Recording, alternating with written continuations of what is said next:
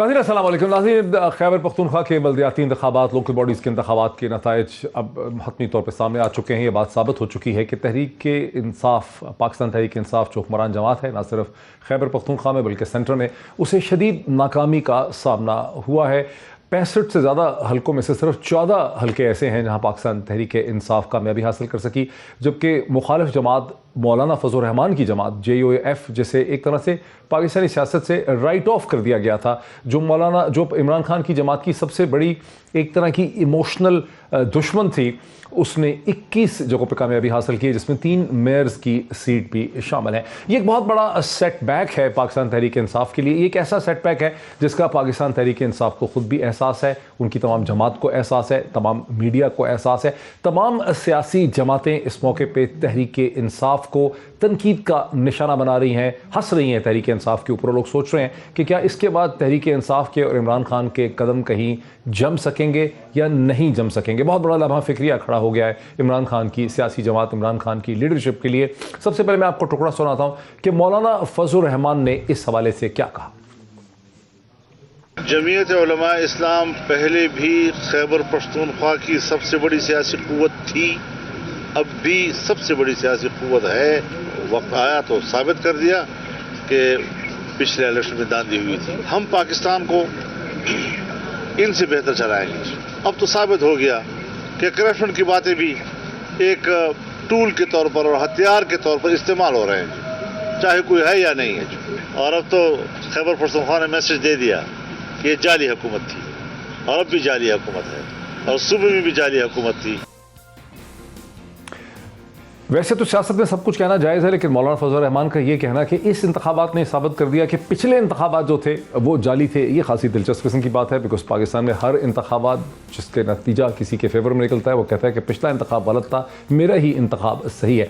Federal information minister जनाब फवाद चौधरी साहब ने बड़े सौंबर तरीके से अपनी शिकस्त का एतराफ़ किन अल्फाज में किया, वो भी सुन लेते हैं। जब एक हल्के में 3-3, 4-4 लोग आपकी एक ही पार्टी के इलेक्शन लड़ना शुरू कर देंगे तो इलेक्शन हारेंगे ही, और क्या होगा। फिर जो मजहबी शिद्दत पसंद जमातें हैं जैसे JUI है, तो बड़ी बदकिस्मती है कि हमारी गलतियों की वजह से एक ऐसी सियासी जमात जो है वहाँ पर एक नोटिस हुई है जिसको असूली तौर के ऊपर ख़त्म होना चाहिए था। और इस तरह के बोने जो हैं उनको मौका मिलता है कि वो अपना कद बड़ा करें, तो मेरा ये ख्याल है कि इससे पाकिस्तान को नुकसान होगा। और ये PTI के जो लीडरशिप है, PTI के जो वर्कर्स हैं, उनके ऊपर ये फ़र्ज़ है कि वो अपने छोटे मुफादात को पसे पुश डालें और इमरान खान को मजबूत करें। दिलचस्प बात है कि फवाद चौधरी साहब JUF को और उनकी लीडरशिप को बोना कह रहे हैं। ये बहुत दिलचस्प किस्म का कमेंट है, लेकिन जो कुछ कहा फवाद चौधरी साहब ने, ये इन लाइन है जो खुद प्राइम मिनिस्टर कह रहे हैं। प्राइम मिनिस्टर ने इस हवाले से 2 ट्वीट किए हैं, एक उर्दू में ट्वीट किया है, एक अंग्रेज़ी में ट्वीट किया है। दोनों ट्वीट्स में वज़ीर आज़म का कहना ये है कि हमने जो हलकों में लोगों को सीट में जो हमने उनको टिकट दिए हैं, वो हमने टिकट लोगों को ठीक नहीं दिए हैं, और हम इसका जो दूसरा फेज़ होगा लोकल बॉडीज़ में, उसमें मैं खुद ज़ाती तौर पर इसकी निगरानी करूंगा और टिकट ठीक दिए जाएंगे। ये और बात है कि जो लोगों से ऑफ द रिकॉर्ड हमारी तहरीक इंसाफ के लोगों से बात हुई है, वो इससे एग्री नहीं करते। वो समझते हैं कि जो रॉट है तहरीक इंसाफ का वो बहुत गहरा है, बहुत से मसले हैं, और सबसे बड़ा मसला वो कहते हैं कि महंगाई थी, जिससे कि वफाकी हुकूमत ही उसके लिए ज़िम्मेदार है। उसके अलावा गवर्नेंस के भी बहुत से इशूज़ हैं। वो ये भी समझते हैं कि तहरीक इंसाफ ने जो पिछले 5 साल में हुकूमत की थी, उसके मुकाबले में जो अब 5 साल हुकूमत की है, कंपैरेटिवली तौर पर वो हुकूमत पिछली हुकूमत के मुकाबले में लैकलस्टर। एक एक करके मैं आपको टुकड़े सुनाता हूँ। सबसे पहले हम सुन लेते हैं कि क्या कहा है जनाब शौकत यूसुफजई साहब ने, जो कि खैबर पख्तूनख्वा की जमात से जिनका ताल्लुक है। उनकी क्या एक्सप्लेनेशन है इस हार के ऊपर। हार जीत होती है, इसमें कोई वो नहीं है। हमारे अगर मैं समझता हूँ कि अगर हमारे सबसे जो हमें मुश्किलात रही वो महंगाई की वजह से रही है। शुक्र अल्हम्दुलिल्लाह कोई ऐसा इल्ज़ाम नहीं है कि जी करप्शन हो रही है या किस तरह का कोई इल्ज़ाम नहीं लगा इस हुकूमत के ऊपर। महंगाई है, लोग परेशान हैं। यही रोना है आतिफ खान का, जो मिनिस्टर है इंफॉर्मेशन टेक्नोलॉजी के, वो भी महंगाई की दुहाई दे रहे हैं। ज़्यादा हुआ है महंगाई की वजह से, लोगों को काफ़ी परेशानी है, और यही एक वजह है। और मुझे तो ऐसी कोई वजह नज़र नहीं आती, लेकिन ये कि महंगाई की वजह से लोग काफ़ी परेशान हैं। और वो तो इंटरनेशनल एक मसला है, अल्लाह करे भी आहिस्ता आहिस्ता कमी की तरफ जा रहा है। ये बात बड़ी वाज़ेह है कि तहरीक इंसाफ शदीद डिफेंसिव पे है, एपोलोजेटिक है, परेशान है, अपनी इस नाकामी से सोच रही है, समझ भी नहीं आ रही कि हुआ क्या उसके साथ। आज हमारे साथ इसी हवाले से 3 परमानेंट गेस्ट हैं, मुझे ज्वाइन कर सकेंगे। तैमूर खान झगड़ा साहब फाइनेंस और हेल्थ मिनिस्टर हैं खैबर पख्तूनख्वा के, बहुत ही प्रोमिनेंट कलीदी कैरेक्टर हैं वहाँ की कैबिनेट के, मुझे इस पूरे प्रोग्राम में मेरे साथ होंगे। Very warm welcome to him. मुझे ज्वाइन कर सकेंगे मुमताज़ बंगश साहब जो कि ब्यूरो चीफ हैं 92 न्यूज़ के, पेशावर के, वीडियो लिंक से मेरे साथ हैं। हम उनसे समझ सकेंगे कि क्या है सियासत के डायनामिक्स क्या है, एक न्यूट्रल व्यू हमें देंगे। सईद काजी साहब पाकिस्तान के मुमताज़ जर्नलिस्ट हैं, पॉलिटिकल एनालिस्ट हैं, लाहौर से वीडियो लिंक के हमें ज्वाइन कर सकेंगे। इसके अलावा हमारी कोशिश होगी कि हम JUF की लीडरशिप से भी इसी प्रोग्राम के दरमियान में बात कर सकें। और जनाब सेनेटर अताउर रहमान साहब जो हैं JUF के, वो हमारे साथ हैं इस वक्त। सेनेटर अताउर रहमान साहब अस्सलाम वालेकुम, खुश आमदीद, वेरी वार्म वेलकम। वालेकुम अस्सलाम व रहमतुल्लाह। सर साहब आप क्या बताएंगे, बाज़ लोगों को शक है कि कुछ अजीब सा लग रहा है कि अगर जीतना ही यहाँ पे था तो फिर शायद ANP को ज़्यादा सीटें मिलती, आप लोग जो हैं इतनी ज़्यादा नुमायाँ पोजीशन में खैबर पख्तूनख्वा में अचानक कैसे आ गए? लोग कुछ तअज्जुब से देख रहे हैं, कुछ हैरानगी से देख रहे हैं इस चीज़ को। बिस्मिल्लाहिर्रहमानिर्रहीम, बहुत शुक्रिया। ये कहना कि अचानक से आ गए हैं, ताज्जुब हो रहा है, ये है, ऐसा नहीं है। जमीयत उलमाए इस्लाम जो है सूबे खैबर पख्तूनख्वा में सन 70 के बाद भी हुकूमत कर चुकी है और उसके बाद 2002 में भी 5 साल उसने हुकूमत की है MMA की शक्ल में, और फिर उसके बाद मुसलसल अपोजिशन लीडर जो है वो जमीयत उलमाए इस्लाम का रहा है। इस वक्त भी KPK की गवर्नमेंट में अपोजिशन की जमात जो सबसे बड़ी है वो जमीयत उलमाए इस्लाम ही है। अच्छा, तो ये कहना कि ये अचानक कहाँ से आ गए और फिर ये लोग तो बड़े बोने हैं या ये है या वो है, मेरे ख्याल में इस तरह की बातें इन लोगों को ज़ेब नहीं देती। हाँ, ये जरूर है कि इन्होंने ये कहा था कि हम मौलाना की सियासत को और जमीयत उलमाए इस्लाम की सियासत को खत्म कर देंगे। आज कौम ने साबित कर दिया है कि ग्रास रूट लेवल पर बलदियाती इंतखाबात में भी जमीयत उलमाए इस्लाम की जड़ें उसी तरह मजबूत हैं जो आज से पहले थी, और इंशाअल्लाह आने वाले इलेक्शन में ये कौम साबित करेगी कि ये जो हुक्मरान हैं ये नाअहल हैं, इनको हुकूमत चलानी नहीं आती, इनको सिर्फ फॉरेन एजेंडा मुकम्मल करना है और बस, इसके अलावा और कुछ इनका मकसद नहीं है। मौलाना साहब ये जो बोने का लफ्ज़ इस्तेमाल किया और इल्ज़ाम लगाया, वो तो बहुत ही फजूल बात उन्होंने की जिसने भी ये बात की। लेकिन लोग ये कहते हैं कि जैसे खुद आपने कहा कि MMA की हुकूमत भी हमने बनाई थी, तो उस वक्त भी ये शक रहा कि MMA की जमात को किसी ने स्टिच किया था, कोई MMA की जमात को लेकर आया था। इसी किस्म की कुछ सदा अभी भी है कि JUF को लाया जा रहा है कहीं से, कुछ इस पे क्या आपका रद्द अमल है? अल्हम्दुलिल्लाह जमीयत उलमाए इस्लाम की जो सियासत है वो आज की सियासत नहीं है। जमीयत उलमाए इस्लाम 100 साल पहले जब हिंदुस्तान था यहाँ, तो उस वक्त की बनी हुई है, और फिर पाकिस्तान में बनने के बाद जमीयत उलमाए इस्लाम ने सियासत शुरू की है और अब तक कर रही है। न हमें किसी की बैसाखियों की जरूरत है और न हम किसी के बैसाखियों के जरिए से आते हैं।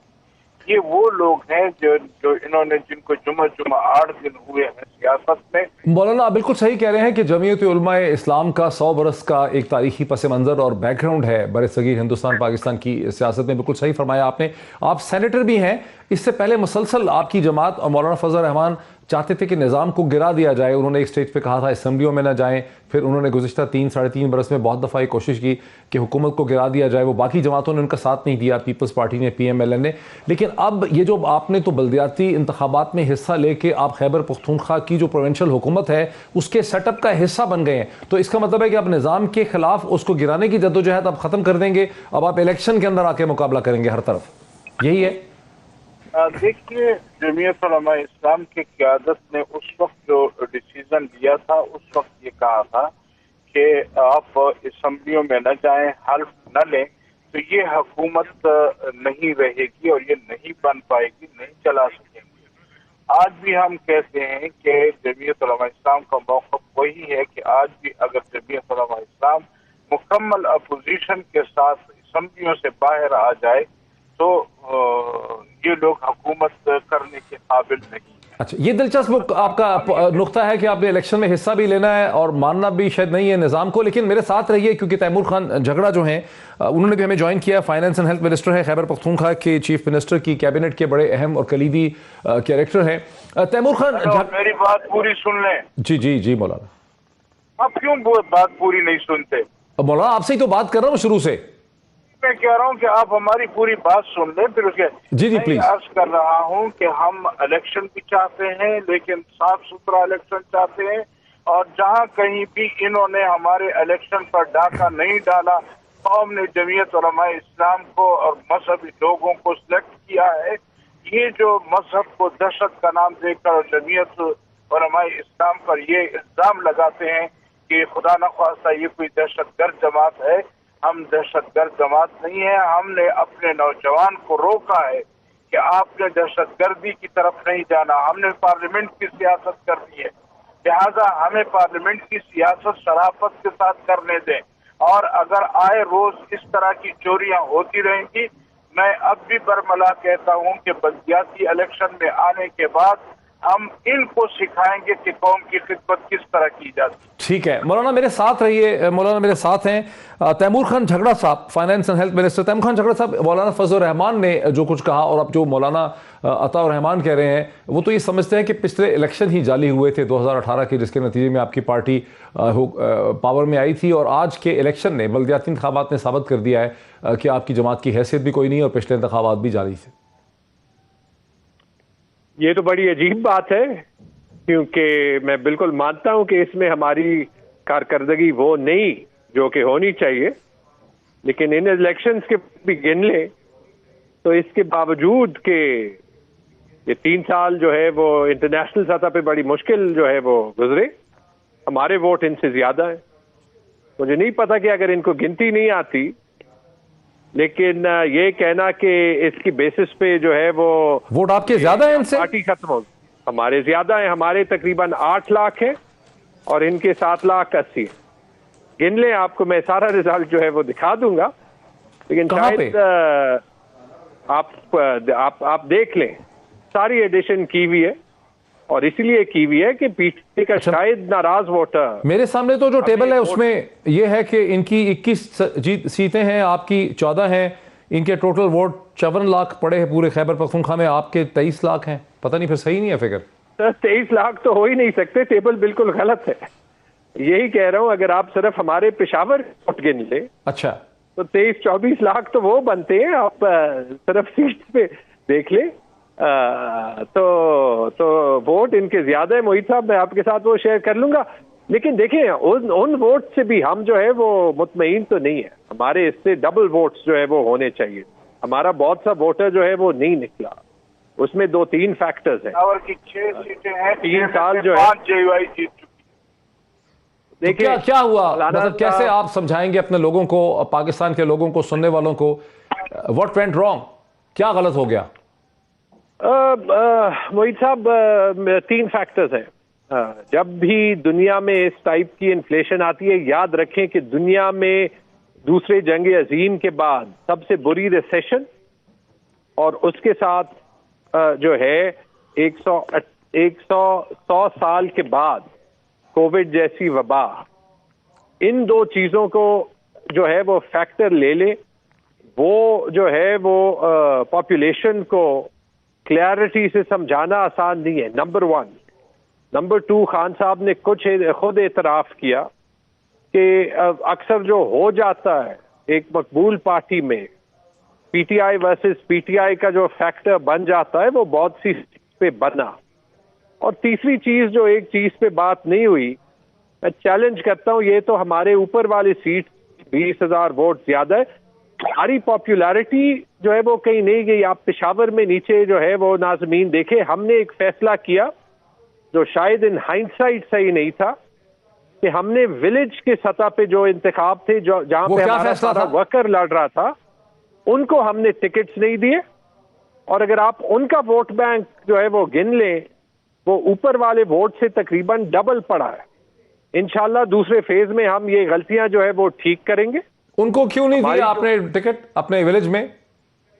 वो इसलिए नहीं दिया जी कि हमारे पास जितने कैंडिडेट्स थे और जितना कम टाइम था, जो ओरिजिनली विलेज का निज़ाम था वो पार्टी लेस डिज़ाइन था, क्योंकि विलेज पे जो है आपको पता है मोहल्ले मोहल्ले से लोग जो है वो उठते हैं। तो हमारी सारी प्लानिंग जो थी वो विलेज लेवल पे, तहसील लेवल पे नहीं, विलेज लेवल पे पार्टी लेस इलेक्शंस की थी। हमने मुनासिब नहीं समझा कि आखिरी लम्हे पे हम उसको चेंज करें, क्योंकि कोर्ट ने ये फैसला किया कि विलेज के इलेक्शंस भी पार्टी बेसिस पे होने चाहिए।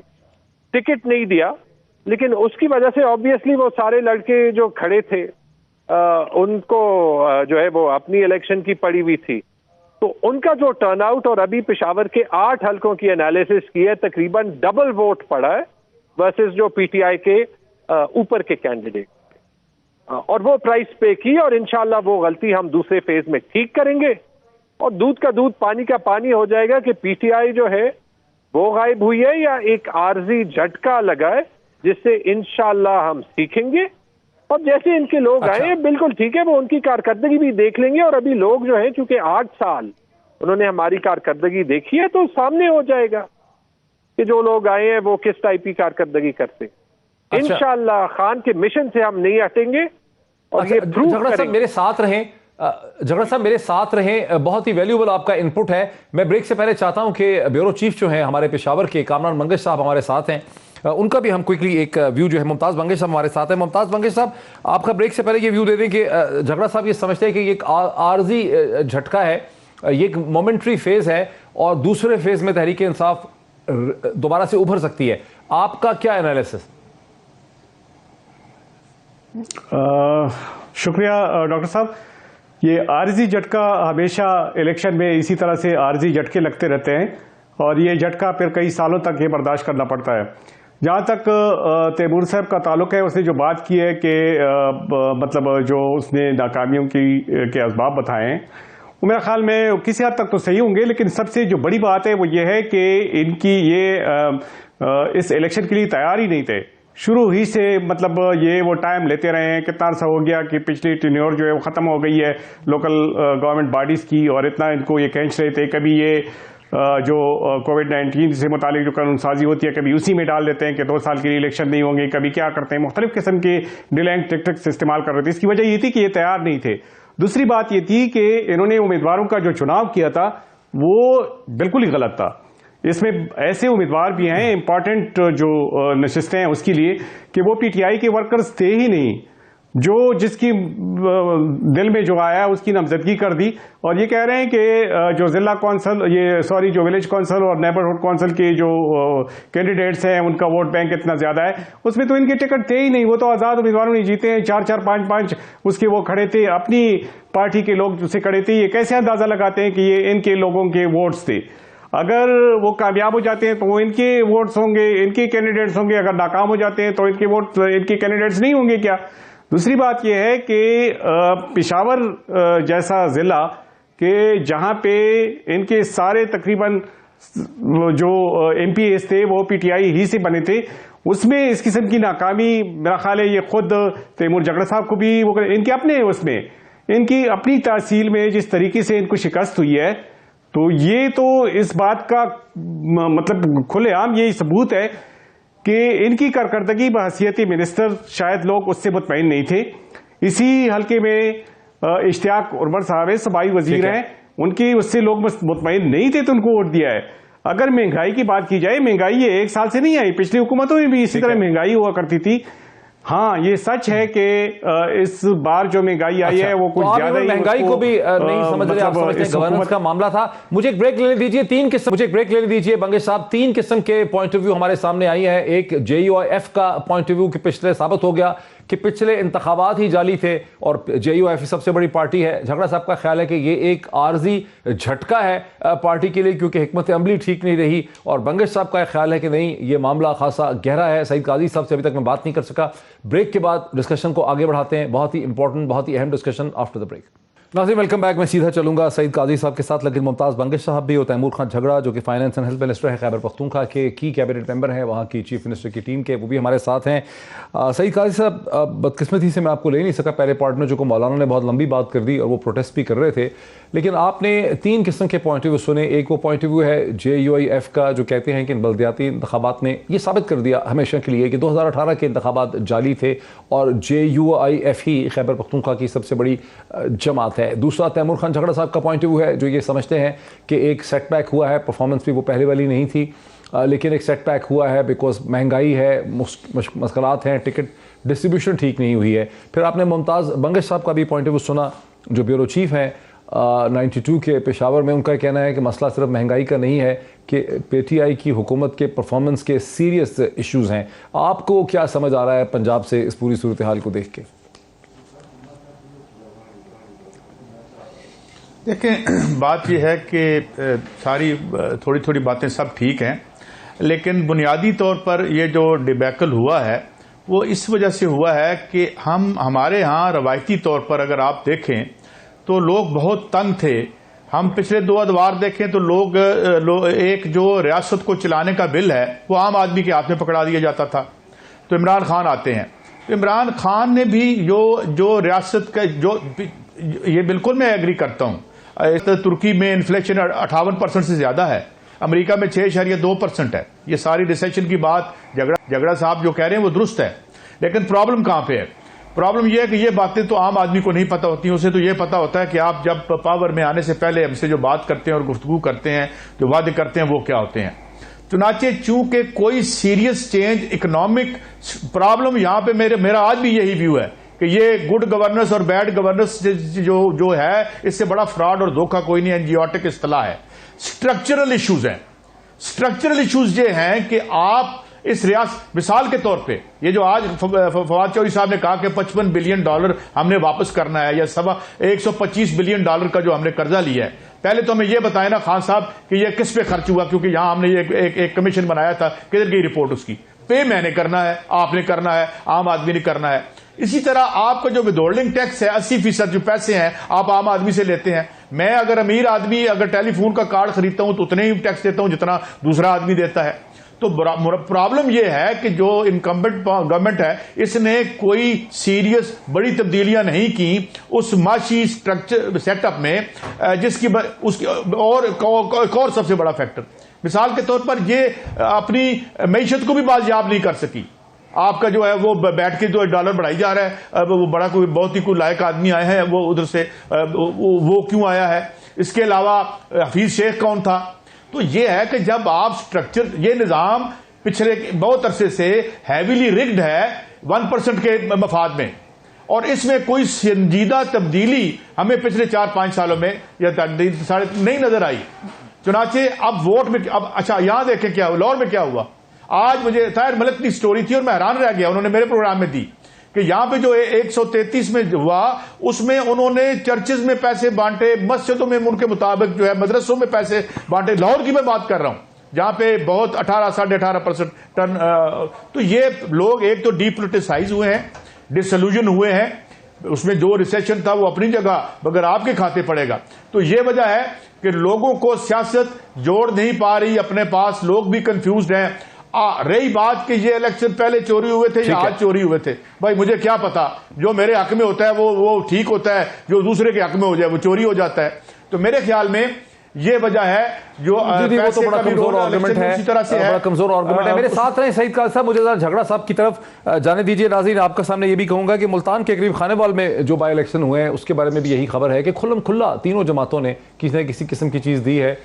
पीपल्स पार्टी पे बहुत इल्ज़ाम है कि खुल्लम खुल्ला उन्होंने NIC कार्ड चेक करके पैसे बांटे हैं, PMLN ने जरा छुप के बांटे हैं, और तहरीक इंसाफ ने सलाई की मशीनें और इस तरह की चीज़ें दी हैं। तो वोट जो है बहरहाल तीनों जमातों ने खरीदने की कोशिश की है।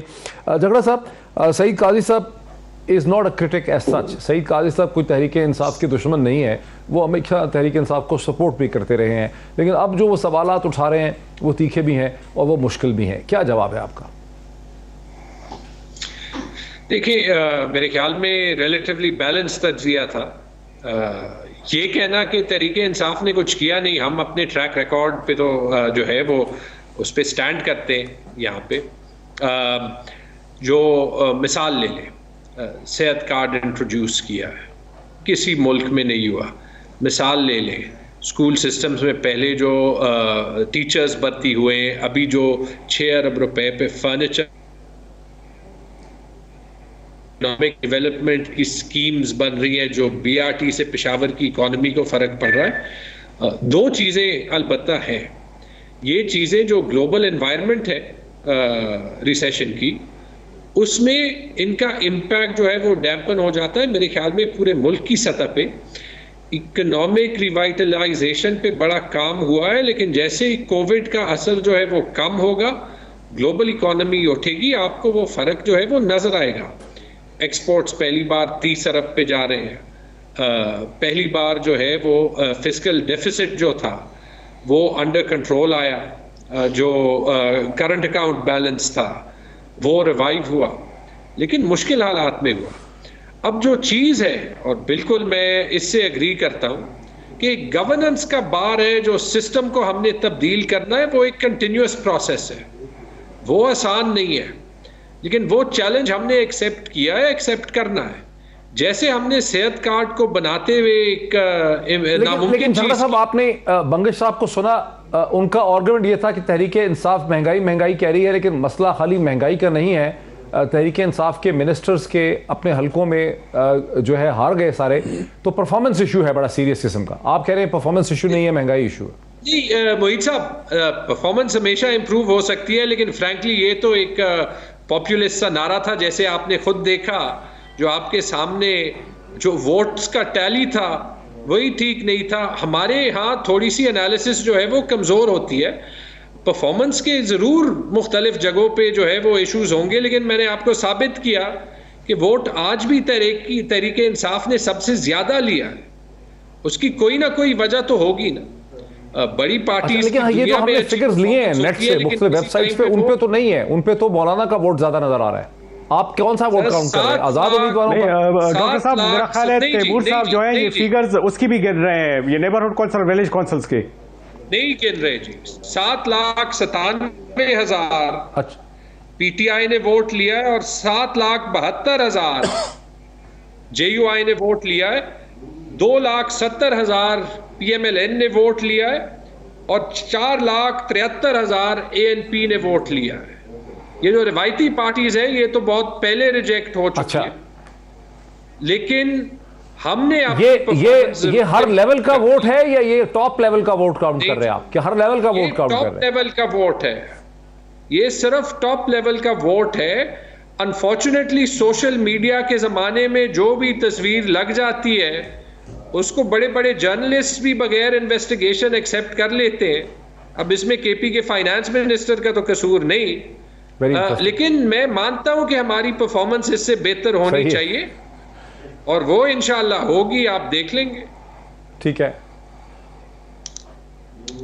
अच्छा, जरा बंगश साहब का इसमें व्यू। बंगश साहब, ये वोटों की सूरत हाल है क्या? बिकॉज ये हमने जो नेट से फिगर लिए हैं वो टेबल तो ये शो कर रहा है कि JUIF ने कोई 54 लाख वोट लिए हैं, जबकि तहरीक इंसाफ के 23 लाख वोट हैं, इंडिपेंडेंट्स के 17 लाख हैं, ANP के 16 लाख कुछ हैं, PMLN के 7 लाख कुछ हैं, PPP के 3 लाख कुछ हैं, जमात इस्लामी के 32,000 कुछ हैं और PPP के 36,000 कुछ हैं, TIP। तो आपके पास क्या अंडरस्टैंडिंग है ब्रॉडली स्पीकिंग, वोटों का क्या है सिलसिला? डॉक्टर साहब, शायद तैमूर सलीम जगड़ा इस बात पे सही हो कि उनके जो वो हैं कैंडिडेट्स की जो ओवरऑल जो वोट हैं वो इस तादाद में वो शायद सही हो, लेकिन ये डिपेंड करता है, अगर किसी पार्टी का कोई कैंडिडेट ही नहीं है तो हम ये कहेंगे कि क्या उस हल्के में उसका कोई वोटर ही नहीं है। अगर किसी पार्टी के हर जगह पे कोई कैंडिडेट है तो जाहिर है वो जो नाकाम हो जाते हैं तो वो भी इसमें शामिल हो जाते हैं। नहीं, ठीक है ना, वो गिनते हैं, वो सही है, वो गिनते हैं, लेकिन ये अब ये कहना कि हम कोई और तरीका नहीं आता। ठीक है, नहीं ठीक है, आप सही कह रहे हैं, लेकिन ये कहना कि PTI ने नशिस्तें कम हासिल की हैं, लोगों में पजीराई कम हुई है, हम इस बात को झुठला नहीं सकते। इसकी वजह यह है, ठीक है, महंगाई सब कुछ मानते हैं, ये भी मानते हैं कि सेहत इंसाफ कार्ड, लेकिन मुझे ये तो बताएं कि तहरीक इंसाफ ने अंदाज़न तमाम लेवल्स पे वोट लिया कितना होगा बंगश साहब? ठीक है, सीटों का तो वाज़ेह है कि 21 और 24 का बहुत बड़ा फर्क है, लेकिन वोटों का कितना फर्क है जमीयत उलमा इस्लाम और तहरीक इंसाफ में? बंगश साहब, ये तो सही अंदाजा तो अभी चंद दिन में जो पूरे रिजल्ट पूरे हो जाएंगे तो उसके बाद ही पता चलेगा कि इनकी ओवरऑल वो क्या है। ये असल में मेरे ख्याल में ये इस तरह की उसमें ये दीगर पार्टियां जो थी, पाकिस्तान मुस्लिम लीग नून, जब जनरल इलेक्शन में ये बातें हो रही थी तो वो भी अपने वोट गिन रहे थे। इसका ये मतलब नहीं है कि वो कामयाब हो गए और या ज्यादा लोग उनको सपोर्ट कर रहे हैं। अब जो जितने लोग कामयाब हुए हैं लोग तो वो देखते हैं। पीटीआई का मसला यह है कि अब मैं एक जिले की मिसाल देता हूं। अगर लक्की बरवत में इनका एक कैंडिडेट भी कामयाब नहीं होता तो अगर ये लाखों वोट भी वहां पे ले तो फायदा क्या है? अगर किसी जिले से ये मुकम्मल तौर पे वीड आउट हो जाते हैं और उनके सपोर्टर्स, उनके हामी उधर मौजूद भी हो लेकिन वो उस तादाद में ना हो जितनी दूसरी पार्टियां हो, तो उस सपोर्ट का कोई फायदा नहीं है। असल में मसला यह है कि ये लोग इस बात को शायद मानने के लिए तैयार नहीं है कि ठीक है, पाकिस्तान तहरीक इंसाफ का ये कारनामा है कि उन्होंने जो सेहत इंसाफ कार्ड का वो है वो बेशक कारनामा है, वो पिछली हुकूमत ने वो किया है और जिन लोगों ने इनको इम्प्लीमेंट करवाया है ये इस हुकूमत में, ये ठीक है। बीआरटी का जो कारनामा है वो भी ठीक है, लेकिन पिशावर बीआरटी का जो मंसूबा है पिशावर के लिए है, तो क्या ये मानते हैं कि पिशावर में मेयरशिप के लिए जिस शख्स को इन्होंने वोट दिया था वो पीटीआई का बहुत बड़ा कोई वर्कर था, उसने पीटीआई के लिए कुर्बानियां दी हैं, बहुत पुराना कारकुन था? नहीं था। पीटीआई के अपने कारकुन इस वजह से खुश हैं। यहां पे काफी ऐसे लोग थे कि जो ये समझते हैं कि मेयरशिप के लिए, पिशावर के मेयरशिप के लिए जिस उम्मीदवार को उन्होंने वोट दिया रिजवान बंगश को, वो मतलब अपने पीटीआई के लोगों के लिए काबिल कबूल नहीं था। दूसरी बात यह है कि ये इनकी गवर्नेंस बेशक अच्छी होगी, लेकिन क्या वजीर सेहत की हैसियत से तैमूर सलीम झगड़ा साहब ये बता सकते हैं कि सूबे की तमाम अस्पतालों की हालत ठीक है, मर्ज डिस्ट्रिक्ट्स में स्कूल मौजूद है लड़कियों के लिए? ऐसे भी झगड़ा साहब का व्यू ले लें ब्रेक से पहले, मौजूद ही नहीं है, 5 के बाद छोड़ देते हैं। झगड़ा साहब, इस पे आपका क्या रिस्पॉन्स है इस सवाल पे? कौन सी चीज पे? झगड़ा साहब, इस पे आपका क्या सवाल जो है वो, आपने हेल्थ कार्ड भी दिया, हेल्थ मिनिस्टर भी हैं, लेकिन जी देखिए कमेंट किया ना उन्होंने। जी झगड़ा साहब, हाँ, बंगश साहब ने खुद माना कि कहीं ना कहीं गवर्नेंस अच्छी भी हुई है, कहीं ना कहीं अच्छे स्कीम्स भी आए हैं। कोई भी गवर्नेंस सिस्टम में जो है वो चीजें आप इंप्रूव ही कर सकते हैं, परफेक्ट नहीं कर सकते। वो इंप्रूवमेंट बेहतर होनी चाहिए, हम मान रहे हैं, हमने अपनी एफर्ट कंसिस्टेंटली करनी है। आज तक अमेरिका में और यूके में हेल्थ सिस्टम पे जो है वो इलेक्शन होते हैं, तो वो तो हमसे 100 साल जो है वो आगे है, तो उसका ये मतलब तो नहीं कि वहां पे अभी इंप्रूवमेंट की गुंजाइश नहीं। हमने खुद कहा कि हमारी टिकट सिलेक्शन भी बेहतर हो सकती है, लेकिन हम अपनी गलतियां एनालाइज करेंगे। और ये जो मैंने साबित किया, मोहित साहब, मैंने आपको डेटा भी भेज दिया। अब ये मतलब तो नहीं कि बंगश साहब को वोट का टैली नहीं पता था, तो इसका मतलब कि वो बिल्कुल जो है वो सहाफत में जीरो है, बिल्कुल नहीं। बड़े रिस्पेक्टेबल जर्नलिस्ट हैं, उन्होंने गलत सोर्स लेके जो है वो वोट्स की टैली जो है वो देखी। गलतियां होती हैं, हमसे भी गलतियां हुई, आपसे भी हुई, बंगश साहब से भी हुई। मैंने नहीं दी, मैंने फिगर्स नहीं दिए तैमूर साहब, मैंने कोई फिगर्स नहीं दिए। ठीक है जी, मैं कंटिन्यू करता हूं। बंगश साहब ने फिगर नहीं दिए, मैं आपने जो फिगर भेजे हैं मैं उसको अभी टैली करता हूं, ब्रेक पे मैं उसको टैली करता हूं। मुझे ब्रेक लेने दीजिए, ब्रेक के बाद आपने सईद काजी साहब से भी आगाज करते हैं। ये बहुत ही इंटरेस्टिंग, बड़ी इंफॉर्मेटिव डिस्कशन है, हमारे साथ रहिए नाजरीन। एक छोटी सी ब्रेक के बाद इस डिस्कशन को आगे बढ़ाते हैं आफ्टर द ब्रेक। नाज़रीन वेलकम बैक। इससे पहले कि मैं चलूं सईद काजी साहब की तरफ, एक क्विक मैंने चीज़ पूछनी है। झगड़ा साहब, आपके हिसाब से मैं ब्रॉडली स्पीकिंग कितना वोट अंदाजन पड़ा है आपको और कितना पड़ा है JUIF को? क्योंकि आप तो 7 लाख 8 लाख की बात कर रहे हैं, टोटल वोट था कितना जो किसी जमात ने? देखिए जी, ब्रॉडली जो है वो इतना पड़ा। अब ये जो है वो फाइनल एनालिसिस जो है वो होगी। आप फॉर एग्जांपल सिर्फ पेशावर से देख लें, आप कह रहे थे कि 2 लाख वोट, अब जो है वो हम पूरी एनालिसिस कर रहे हैं, आप कह रहे थे कि पूरे सूबे से 2 लाख वोट मिला है। तो पेशावर के एक सीट पे जो है वो 50,000, दूसरे पे जो है वो 20,000, ये मैं यादाश्त से कह रहा हूँ, तीसरे पे जो है वो 16,000, एक और अंदाजन पूरे सूबे से आपको कितना वोट पड़ा और JUIF को कितना वोट पड़ा पूरे सूबे से? सर मैंने तो जो मुझे जो है जब ये गलत फिगर्स कोट हुए, अभी जो जल्दी से कैलकुलेशन दी थी, आपको बताया कि तकरीबन 8 लाख और 7 लाख 20, 7 लाख 30 हज़ार के मुताबिक अकॉर्डिंग टू दीज फिगर्स। और फाइनल भी हो जाएगा। जो आपने मुझे डाटा भेजा है उसमें आपके थोड़े से वोट ज्यादा है, लेकिन वो 8 लाख से दोनों के वोट कम है। तो मेरा सवाल ये मंगेश साहब, क्या टोटल वोट दोनों जमातों ने इतना ही लिया है, 7-8 लाख पूरे खैबर पख्तूनख्वा की 46 तहसीलों से? डॉक्टर साहब, बात यह है कि बजाय इसके कि ये फिगर्स के उसमें पड़े, ठीक है पीटीआई का सपोर्ट है, इतनी इसकी गवर्नमेंट है, इतने लोग हैं, इसकी गवर्नमेंट है, इतने लोग हैं, यूथ सारे लोग, इनका दावा है कि वो इनको सपोर्ट कर रहे हैं और वाकई कर भी रहे हैं। लेकिन जो असल बात है वो ये है कि जो पीटीआई चूंकि इन इंतखाबात में दूसरी बड़ी पार्टी के तौर पे उभरी है, पहले उस पे नंबर पे जेयूआई है, तो जाहिर है उसकी और उसके मार्जिन में बहुत कम फर्क होगा। तो मार्जिन में जब फर्क होता है, दूसरी पार्टी अमूमन वोट जो लेती है, बिल्कुल सही, जो लोग बस यही नाकाम हो जाते हैं, हो गया क्लियर। मैं यही करना चाह रहा था। सईद काजी साहब,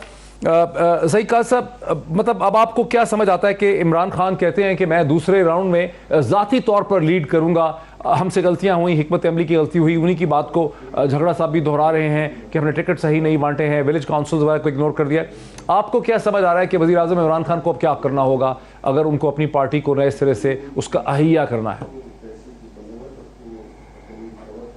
देखिए, पहली बात तो ये समझनी है कि अगर आपने भी अभी कहा है और अभी आपने खानेवाल के बारे में मेरी इल्म में इजाफा किया है कि वहां भी नोटों का नंगे तरीके से इस्तेमाल हुआ है, हल्का 133 में हम देख चुके हैं।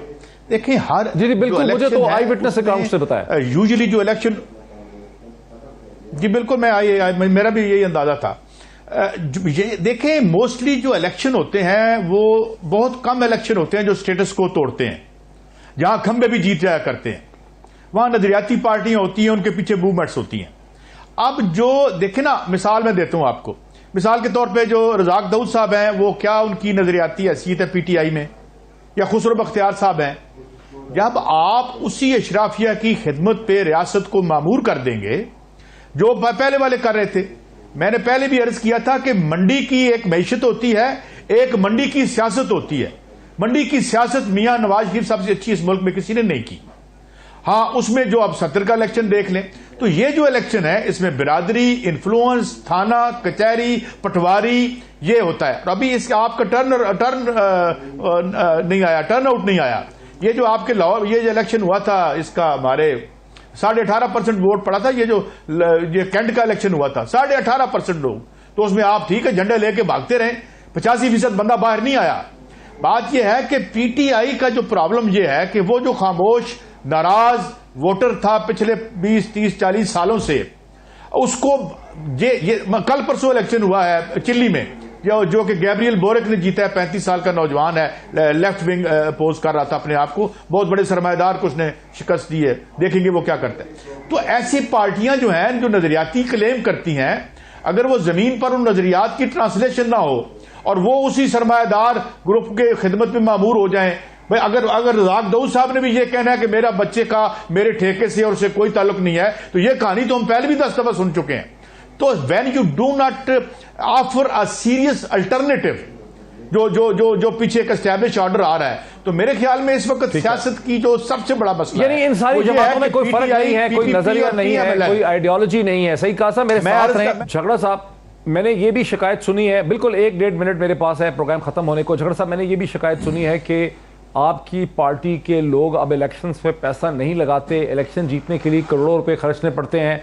पार्टी के लोग समझते हैं कि अगर हम इलेक्शन जीत जाएंगे तो प्राइम मिनिस्टर ये कहेंगे कि ये तो मेरी प्रोफाइल की वजह से, आपका ट्विटर क्राउड भी यही कहता है कि इमरान खान को वोट पड़ा है, लोगों को वोट नहीं पड़ा। लेकिन असल में इलेक्शन को मैनेज करना पड़ता है और आपकी पार्टी के लोग जो हैं वो समझते हैं कि अब खर्चा करने का, वो खर्चा नहीं करना चाह रहे, वो लाखों करोड़ों रुपये नहीं खर्च रहे। नहीं जी, इसमें तो कोई सदाकत नहीं है। मैं एक चीज़ को ज़रूर फ्लैग करना चाहूँगा, खर्चा करना चाहिए, इलेक्शन पे करते हैं लोग, लेकिन जो मोहित साहब आपने खुद कहा, और यहाँ पे हमने पेशावर के सिटी मेयर में देखा कि ये जो वोट्स फॉर नोट्स की सियासत है, ये जो भी करे ये गलत है। आपके पास एक मौलाना साहब ने जो शुरू में तकरीर की, आप खुद अंदाज़ा लगा के देख लें कि कितने पैसे चले पेशावर के मेयर के इलेक्शन में और किसने चलाए। और अगर वो सियासत हम चाहते हैं तो उससे मुल्क ठीक नहीं होना। यही वो स्टैंड है जो पीटीआई ने लेनी है। रिफॉर्म की सफ़र में हमेशा जो है वो मुश्किलात आया, लेकिन इंशाल्लाह आप देख लेंगे हमारा मिशन वही साफ सियासत करना है, जिसके लिए हमें 2018 में हवा में वोट मिला और इंशाल्लाह हम वो कंडीशंस रिक्रिएट करेंगे। ये खान साहब की कमिटमेंट है और खान साहब की सारी टीम की कमिटमेंट है। शुक्रिया। जनाब तैमूर खान झगड़ा फाइनेंस एंड हेल्थ मिनिस्टर हैं खैबर पख्तूनख्वा के, वहाँ के चीफ मिनिस्टर की कैबिनेट के एक अहम कलीदी किरदार हैं, कैरेक्टर है। मुमताज़ बंगिश साहब ब्यूरो चीफ 92 न्यूज़ पेशावर हमारे साथ थे, सईद काजी हमारे साथ थे, पाकिस्तान के मुमताज़ जर्नलिस्ट, इसी तरह मौलाना अताउर रहमान जो मौलाना फजल रहमान के भाई हैं, सेनेटर हैं JUF के, वो भी हमारे साथ थे। ये मतजाद राय और एनालिसिस आपने सुना। तहरीक इंसाफ को एक बहुत बड़े सेटबैक का सामना है खैबर पख्तूनख्वा के बल्दियाती इंतखाबात में। प्राइम मिनिस्टर कहते हैं कि हम अगले राउंड में एक नई हिकमत अमली से उतर पाएंगे कि नहीं, ये तो वक्त ही साबित करेगा। आज इतना ही, फिर आपसे मुलाकात होती है। बहुत शुक्रिया।